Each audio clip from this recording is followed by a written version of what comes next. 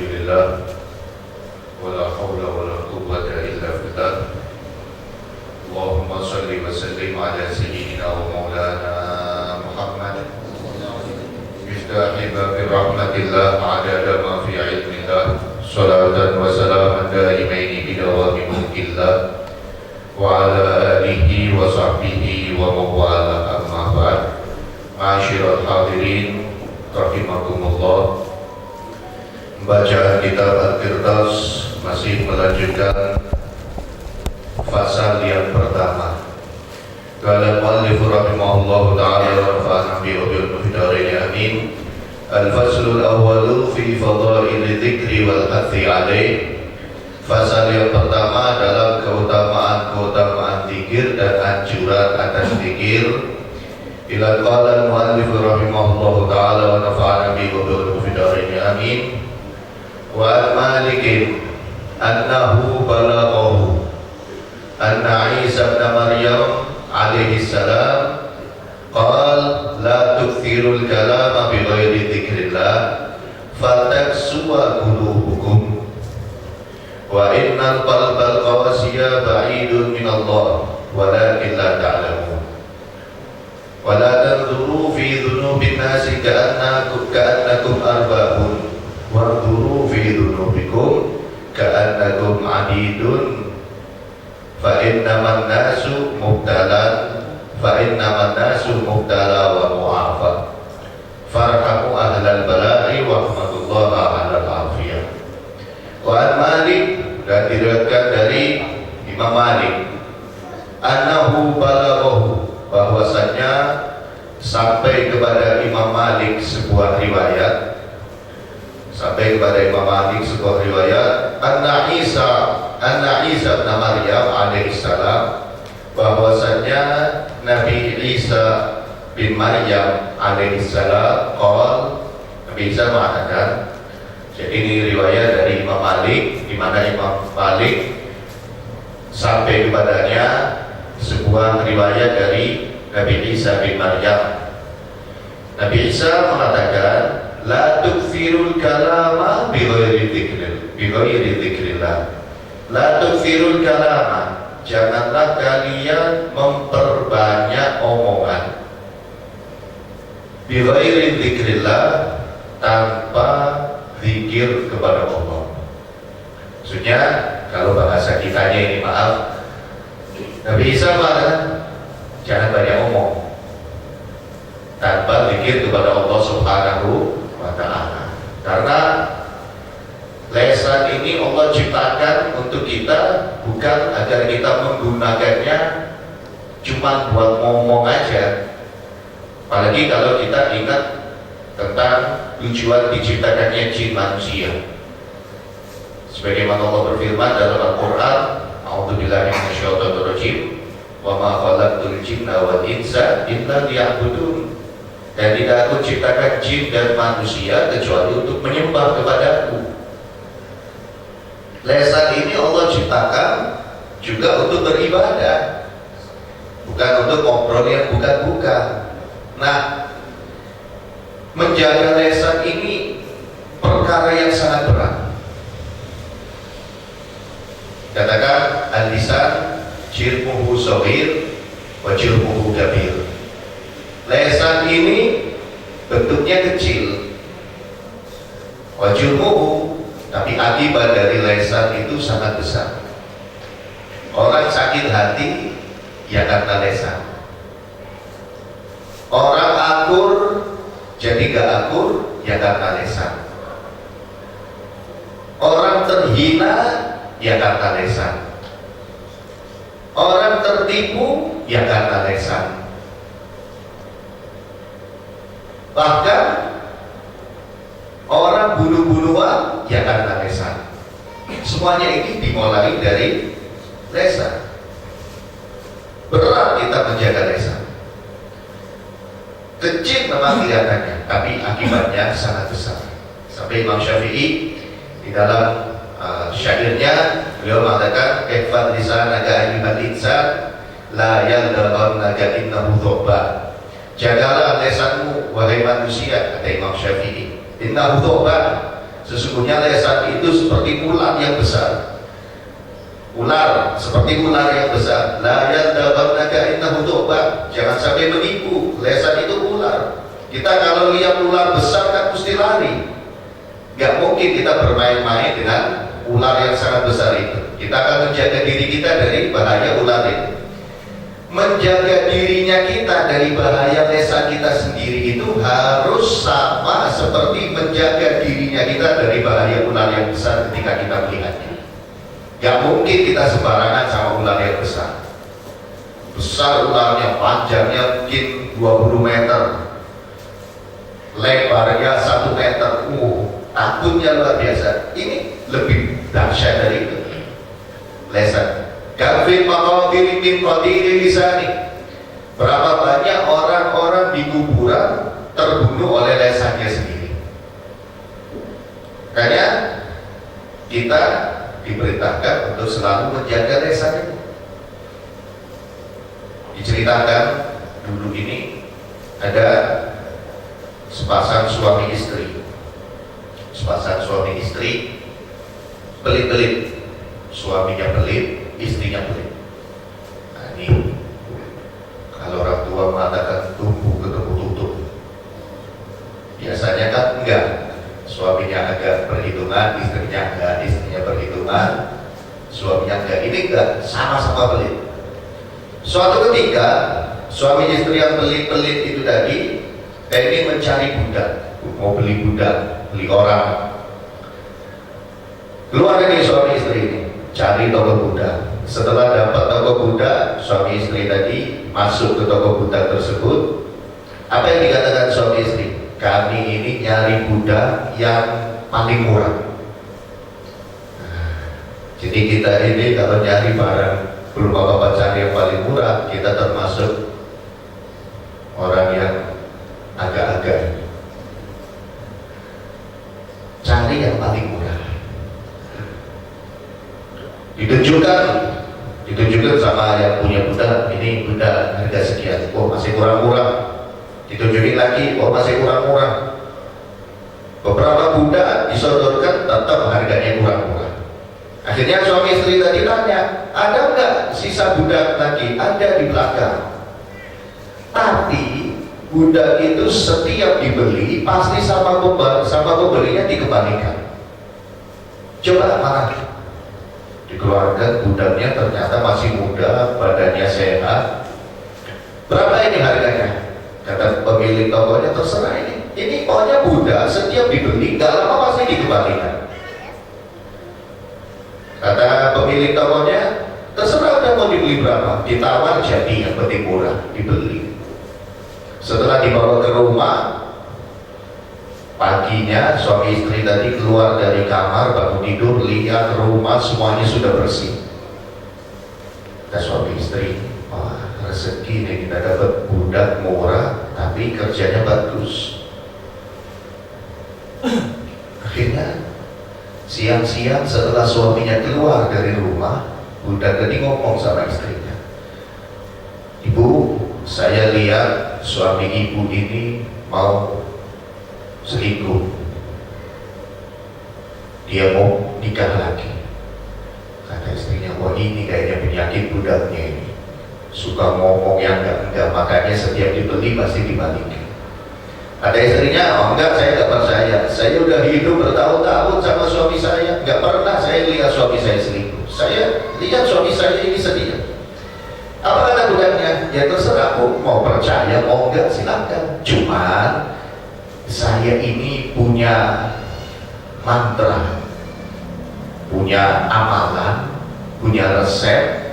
Kalau resep itu dipraktekkan, suami ibu itu nanti setia. Kayaknya ada istrinya, ya ini budak omongannya bener apa enggak bener, apa salahnya saya praktekkan resepnya budak itu biar suami saya setia. Apa resepnya, bagaimana caranya? Gampang kata budaknya. Yang penting saya dikasih beberapa helai rambutnya suami ibu, nanti saya kasih jambi-jambi dan bakal selingkuh setia. Kata istrinya, gimana caranya ambil rambut? Ya kalau suami ibu tidur, gunting rambut. besok pagi kasih ke saya. Kata istrinya, kalau itu gampang. Setelah sore suaminya datang, si budak tadi ngomong sama si suami, Pak, hati-hati, istri bapak ini ada rencana mau bunuh bapak. Gak mungkin, kata suaminya. Istri saya gak mungkin seperti itu. Ya mau percaya gak percaya terserah. Kata suaminya, apa tujuannya istri saya bunuh saya? Mau ngambil hartanya bapak biar cepat-cepat dapat warisan. Gak mungkin. Ya terserah, saya cuma kasih berita aja, hati pak, jaga diri. Akhirnya suaminya mikir juga, apa benar ini omongan Buddha? Apa yang dilakukan suaminya? Mau tidur, dia ambil senjata tajam, ambil parang, disimpan di bawah bantal. Kata budaknya, lihat aja pak, nanti malam bapak pura-pura tidur, lihat istrinya bapak masuk kamar pasti bawa senjata tajam. Ya kan disuruh budaknya potong rambut. Akhirnya suaminya masuk, sudah nyiapin parang di bawah bantal, pura-pura tidur. Gak lama istrinya masuk, diam-diam bawa gunting. Kata suaminya, benar juga nih omongannya budak, kurang ajar istri saya. Ketika istrinya mendekat mau potong rambutnya si suami, langsung dipegang kepala, mati. Wah, beritanya tersebar. Keluarganya istrinya gak terima. Akhirnya suami tadi dikeroyok sama keluarga istrinya sampai mati. Keluarga suaminya gak terima lagi. Kenapa waktu mau bunuh keroyokan? Kan dulu suaminya bunuhnya cuma sendirian. Kalau berani datang sendirian gak keroyokan. Sampai akhirnya terjadi keributan besar antara keluarga suami dengan keluarga istri, dimulai dari lesanya budak itu yang gak bisa dijaga. Nah, agar kita ini gak sampai lesan ini menyebabkan malapetaka, maka perbanyak lesan kita ini untuk zikir. Gunakan lesan kita ini untuk memperbanyak zikir, selamat kita. Gak ada efek sampingnya. Paling dikatain orang kumat kapan. Ya kalau depannya orang kita sholawatan, ini ada orang, ada teman orang kumat kapan. Tapi kan selamat kita gak bikin keributan dan kita dapat manfaatnya. Bahkan memang ada riwayat yang mengatakan uzkurullah hatta yaqulan nas annaka majnun. Berzikir terus sama Allah walaupun orang mengatakan kamu sudah gila, gak apa-apa. Cuma dikatakan seperti itu tapi gak ada bahayanya. Manfaat malah dunia akhirat. Ini Nabi bisa mengatakan jangan memperbanyak omongan tanpa zikir kepada Allah Subhanahu.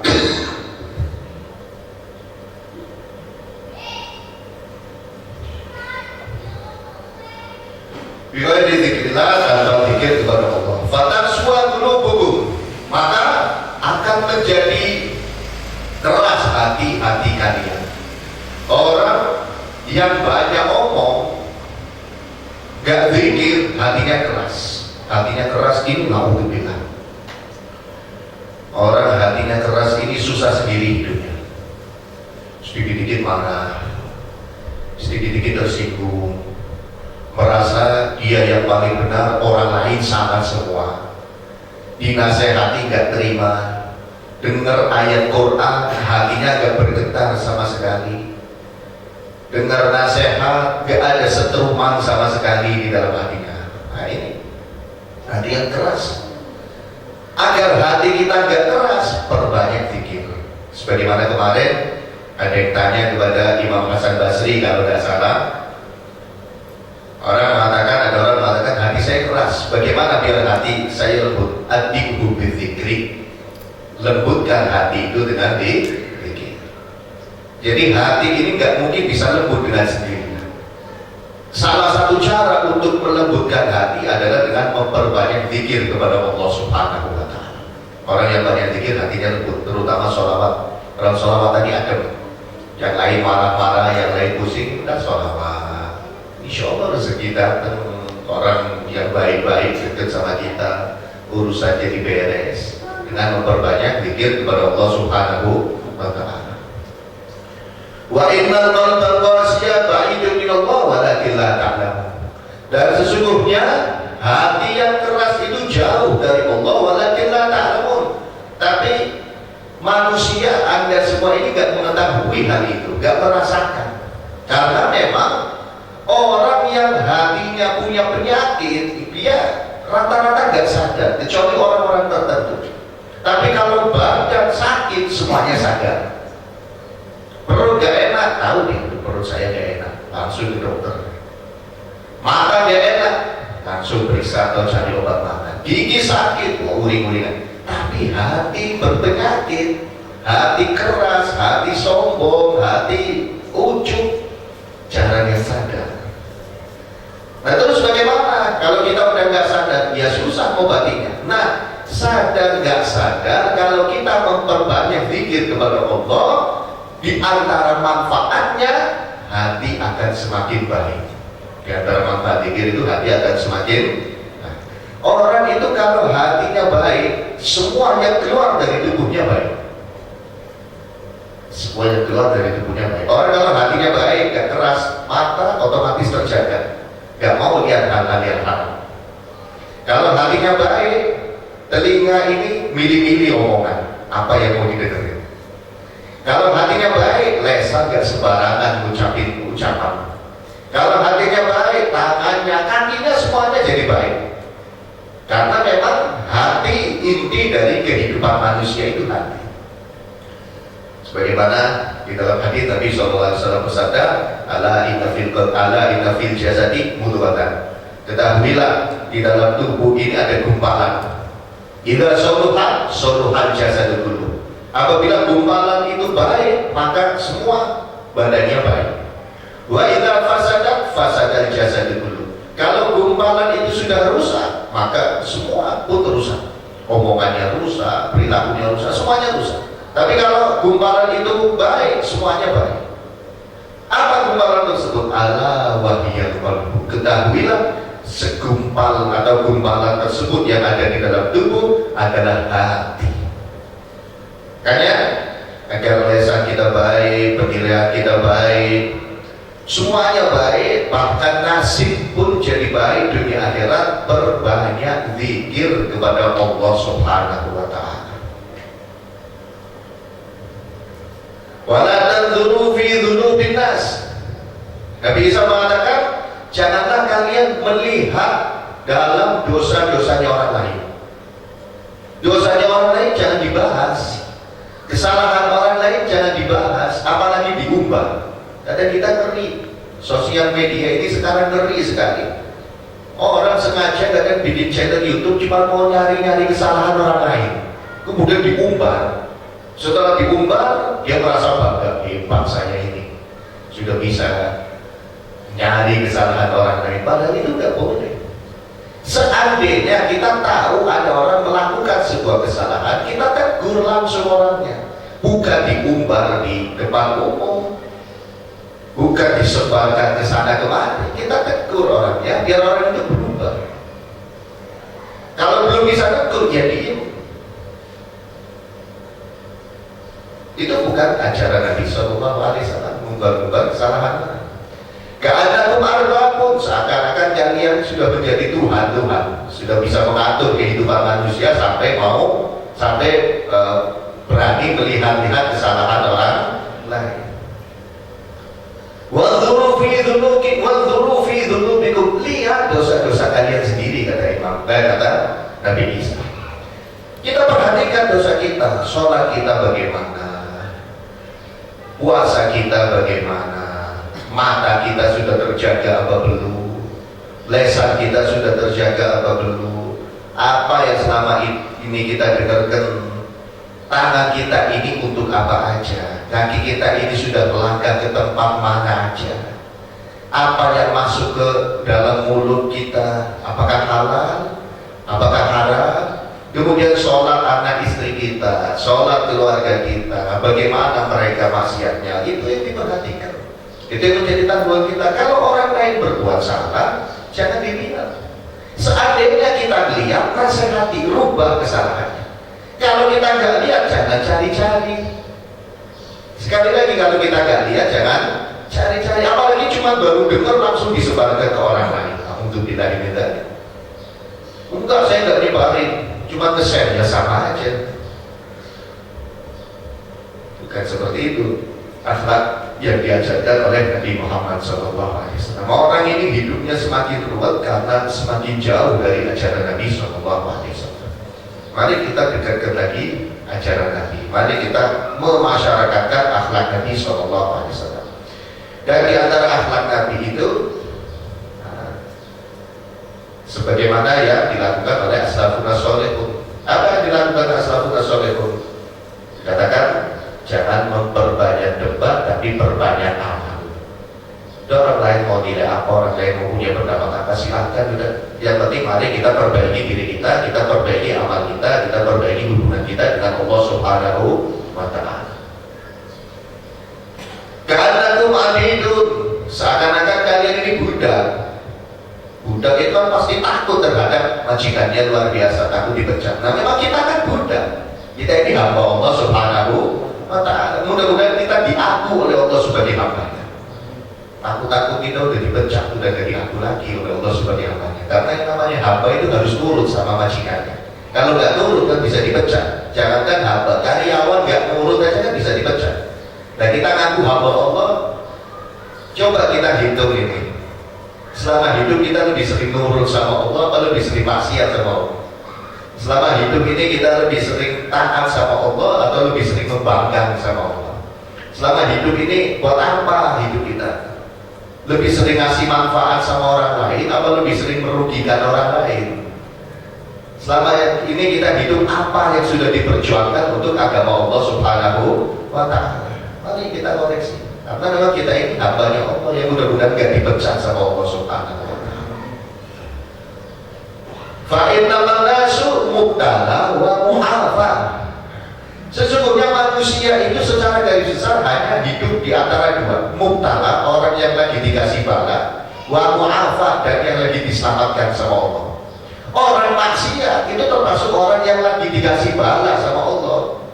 Jadi bala itu bukan penyakit, bukan bangkrut aja. Maksiat itu termasuk bala. Nah kalau kita tahu ada orang lagi bangkrut misalkan, kita tahu ada orang lagi penyakitan, kena penyakitan, kita kasihan. Bukan kita menghina, bukan kita ngumbar-ngumbar, kita kasihan ya orang itu sakit, kasihan ya orang itu bangkrut. Kalau memang hati kita masih beres, pasti kasihan. Nah begitu juga ketika kita lihat orang lagi maksiat, itu mestinya kita kasihan orang itu, karena dia lagi kena bala, walau apa atau selamat. Nah orang yang sekarang gak maksiat, berarti dia lagi diselamatkan oleh Allah, bukan karena dia orang hebat, tapi karena lagi diselamatkan. Kita sehat, alhamdulillah, karena kita lagi diselamatkan oleh Allah, bukan karena kita pandai menjaga kesehatan. Seandainya kita sekarang punya uang banyak, itu karena kita lagi diselamatkan oleh Allah dari kebangkrutan, bukan karena kita bisnisnya hebat, bukan karena kita pandai mencari uang, bukan. Semuanya dari Allah Subhanahu wa Ta'ala. Farhamu ahlan balai, maka kasihanilah orang-orang yang sedang kena bala. Wahmadullah alal afiyah, dan bersyukurlah kepada Allah atas keselamatan. Kalau kita merasa gitu, alhamdulillah, bisa maaf. Kita lihat teman kita kenal, tahu zina, misalkan, alhamdulillah, mudah-mudahan kita selamat, teman kita juga semuanya selamat keluarga kita. Wah ini zina kan maksiat, itu banget, kasihan orang ini. Nah kenapa? Kita deketi, kita ajak dia biar tobat, bukan diumbar, bukan di. Kita lihat teman kita misalkan kenal, kok judi kamu tahu? Itu maksiat. Maksiat itu bala dari Allah Subhanahu. Kita rangkul biar dia kembali ke jalan yang benar, bukan diubah, bukan disebar-sebarkan. Kemudian kita ingat, alhamdulillah saya gak zina. Ingat, ini keselamatan dari Allah, bukan karena kita orang hebat, bukan lalu merasa saya gak zina. Dia apa itu zina? Saya gak judi. Dia apa itu judi? Bukan. Tapi kita gak zina, kita gak judi, kita mau sholat, kita gak meninggalkan sholat, itu semuanya keselamatan dari Allah Subhanahu wa Ta'ala. Syukur mestinya kita kepada Allah. Alhamdulillah ya Allah, saya dijadikan orang sholat. Alhamdulillah ya Allah, terima kasih saya dijaga dari zina, dari mabuk, dari pasang nomor, dan lain sebagainya. Alhamdulillah ya Allah. Kemudian kasihan ya Allah, fulan bin fulan teman saya kok tahu-tahu sih. Ya Allah, saya minta rubah kehidupannya. Kemudian kita ngerti kalau mampu, gak mampu diem. Jangan disebar-sebarkan. Ridho gak boleh. Rela, apa misinya? Biar dia senang hiburan, gak usah juga kita. Ridho bil maksiat, maksiat. Ridho dengan kemaksiatan adalah maksiat. Nah, kayak orang kena penyakit, apa kita rela? Saudara kita kena penyakit, kan tidak mungkin. Pasti kita berusaha biar dia sembuh. Nah begitu juga kita lihat teman kita, saudara kita maksiat, kita berusaha biar dia sembuh dari maksiatnya. Jadi manusia itu dua, mubtala wa mu'afa, yang lagi diuji dan yang lagi diselamatkan. Kalau kita lihat orang yang lagi diuji, kasihan. Kemudian kita menemukan diri kita lagi selamat, syukur sama Allah Subhanahu wa ta'ala. Wa Umar wa Amr bin Absa qala Rasulullah SAW, man bana masjidan liyuzkarallahu fihi banallahu lahu baitan fil jannah. Barang siapa yang, Nabi SAW bersabda, barang siapa yang membangun masjid, tujuannya liyuzkarallahu fihi, agar disebut nama Allah di dalam masjid tersebut, banallahu lahu baitan fil jannah, Allah akan bangunkan untuk orang tersebut rumah di surga. Baru masjid, nanti dulu apa niatnya? Niatnya biar di masjid itu disebut nama Allah. Niatnya biar di masjid itu digunakan untuk zikir. Allah bangunkan rumah di surga. Niatnya biar dikatain hebat, tidak jadi apa-apa. Niatnya biar dipuji, kosong nilai di sisi Allah Subhanahu wa ta'ala. Na'udzubillah. Kita selalu Nasai, ini hadis diriwayatkan oleh Imam An-Nasai. Wa 'an Ibnu Abi Aufa radhiyallahu anhu qala